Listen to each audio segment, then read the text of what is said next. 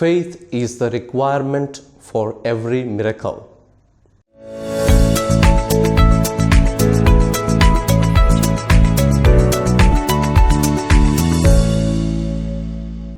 In the Gospel today, Jesus is confronted by a man who was concerned about his epileptic son. He says that his disciples were unable to heal his son. We find in the Gospel where Jesus himself selects his disciples and gives them the power over unclean spirits and to heal people from all sorts of illness. If his disciples are failed to heal, does it mean there is defect in the power that has been given by Jesus? Or is Jesus to be blamed for his disciples' failure? The Gospel records reveal to us that whenever Jesus worked miracles, he always admired the faith that is being professed either by individual or by the community.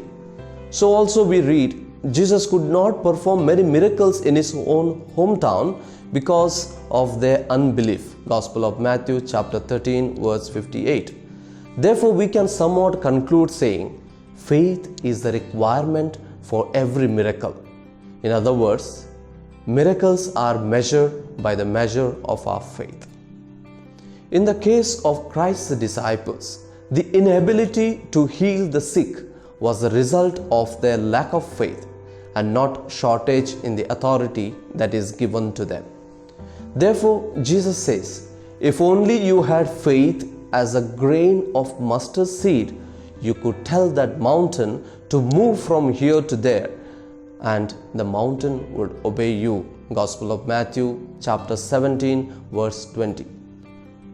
What might have happened to the faith of the enthusiastic disciples?